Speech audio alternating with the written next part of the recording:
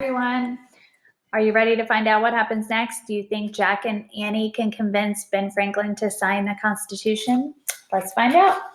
Chapter 7 says, "Now's the time." Jack took a deep breath. Now he fully understood their mission. They must get Dr. Benjamin Franklin to sign the Constitution of the United States. Morgan had written, "In old Philadelphia, a paper must be signed. Help Dr. Ben make up his mind." Jack looked at Annie to see if she understood, and she nodded. "What is everyone arguing about?" Annie asked Ben. "Well, someone wants a strong central government," said Ben, "and others do not. Some are not even sure democracy can work. Can we trust our citizens to rule themselves? Do we need a king?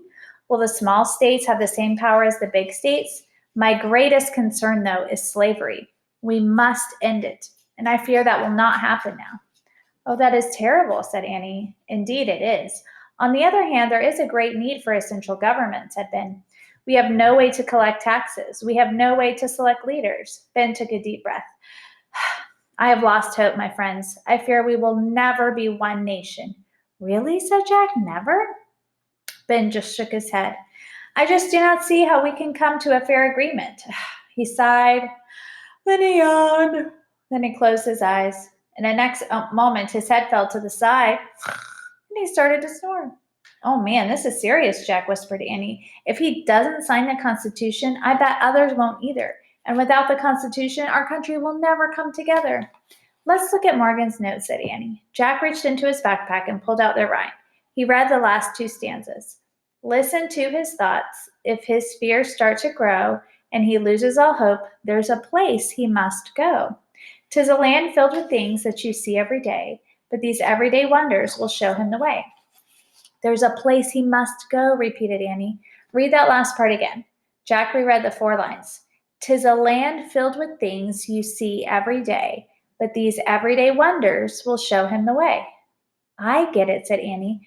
"Morgan's telling us to take Ben to Frog Creek, to our time." "What?" said Jack. "No." "Yes," said Annie. "She says to go to a land with things we see every day. That's not America in 1787. That's America in our time." "No, but we've never taken anyone with us home. Never." "I know," said Annie. "This is going to be so cool. We just have to get him up to that treehouse." Jack looked up. "Impossible. He can't climb the rope ladder."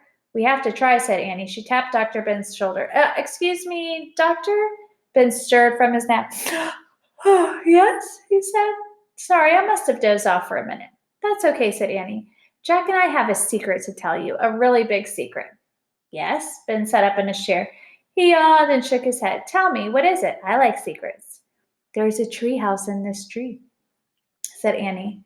"In this very tree?" said Ben. "Yes," said Annie. "But the big news is that it's magic. It can take you to the past or to the future." "Goodness. Oh, yes, of course it can," said Ben, and he winked at them. "I like to play games like this with my grandchildren, too." Well, this isn't a game," said Jack. "It's for real." "Oh, real indeed," said Ben, nodding. His eyes twinkled. "No, seriously, it is real," said Annie, standing. "You can see a little bit of the treehouse through the branches. Look up." Ben leaned forward in his chair and looked up. "Oh, yes. Goodness, I had no idea. Did Lewis build that?" No," said Jack. Annie pulled the rope ladder out from his hiding place. "So this is what we have to do," she said. "To get to the treehouse, we have to climb this ladder." "Oh my, do you know how old I am, child?" asked Ben. "You said you were 81, said Annie. "But no one is too old for a little bit of magic." "No, indeed," said Ben. "I'm definitely not too old for magic. Let's give it a try." He stood up and grabbed the rope ladder. "Go slowly and we'll hold it steady," said Jack. He and Annie both held the sides of the ladder, and Ben carefully climbed up through the mulberry tree and into the magic treehouse. "Oh my," Ben called from above. Anne hurried after him, and Jack grabbed Ben's walking stick and carried it up the ladder. Inside the treehouse, Ben looked amazed. "I had no idea this was here. How could I have missed it?" "You missed it because it wasn't here until this morning," said Jack. Annie picked up the Pennsylvania book, and she found the picture of Frog Creek. "Are you ready to see the future?" she asked. Ben laughed. "Of course. I've always wanted to peek into the future." "How about let's go to the year 2019, said Annie. "Why not? That sounds delightful," said Ben. "You children have wondrous imaginations." "He still thinks we're playing a game," said Jack. "We probably should do a better job of preparing him." Okay, now's the time, said Annie. Wait, said Jack. He started to worry that traveling through time might have been a heart attack. Annie paid no attention. I wish we could go there, she exclaimed. And then the wind started to blow and the treehouse started to spin. It spun faster and faster. Then everything was still, absolutely still. And here's a picture of Ben climbing up into the treehouse. This is interesting, guys. I've never taken anyone back to their time. All right, chapter 8 is called Run for Your Lives. It was still hot and muggy in the Frog Creek woods. Jack and Annie were wearing their own clothes again, but Ben's clothes hadn't changed. He had on the same outfit he'd worn in Old Philadelphia, from his white ruffled collar to his buckle shoes. What happened? He asked Jack and Annie. He looked a bit dazed. Where are we? What are you wearing? These are the clothes that we wear in our time, in 2018. The treehouse brought you to our time in our hometown in Frog Creek, Pennsylvania. I don't understand, said Ben. He seemed to be having difficulty breathing. Try to relax, said Annie. I promise you're safe. Ben closed his eyes.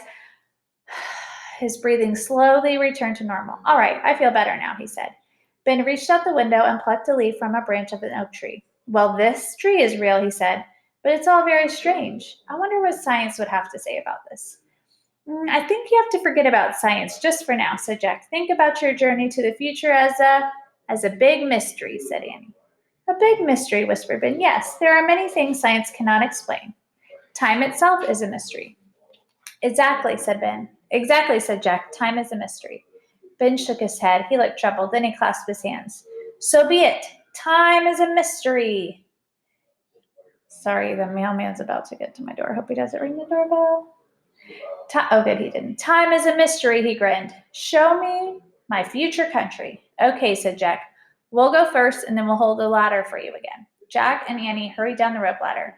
Anne carried Ben's walking stick under her arm. Then she and Jack held the ladder steady for Ben. Ben climbed down slowly, and when he reached the ground, he looked around with amazement. Are you ready to take a walk, said Annie. Yes, said Ben. Lead the way. Annie handed Ben his walking stick. Then they all started to walk through the woods. As they walked, Ben smiled at the trees and the birds. Maple, oak, beech, robin, wren, woodpecker. These are no different than the ones at home. Jack stopped at the edge of the woods. Okay, but some things outside of the woods will be different. I just want to warn you. Don't be afraid, said Annie. Oh, my dear, I've been all over the world. I've lived in France and England. I've spent time with kings and queens. I've even helped fight a revolution. I fear nothing. Great, let's go, said Jack. He and Annie led Ben out of the woods. What is that? Ben said, startled. He pointed his walking stick at the road. Your roadway is very smooth and it's black. Oh, it's paved with asphalt, said Jack. Ben stopped to feel the road. Oh my, this road is so flat and so clean. Huh, yeah, I guess, said Jack. He never thought much about a smoothly paved road, but at his moment it did seem special compared to the dirty, bumpy cobblestone streets in Ben's city. A green station wagon came around the corner and the driver honked the horn. Ah, said Ben, jumping back. He stared after the car as it drove down the road. What was that thing? That's a car, said Annie. Cars are like carts and buggies, said Jack, except they have engines instead of horses, and they can move much faster. They won't hurt you, said Annie, if you don't step in the street in front of them. Ben pulled out a handkerchief. Oh, my goodness. All right, he murmured, wiping his face. That was truly amazing. It's pretty ordinary to us, said Annie. Really, said Ben? Okay, then let us proceed.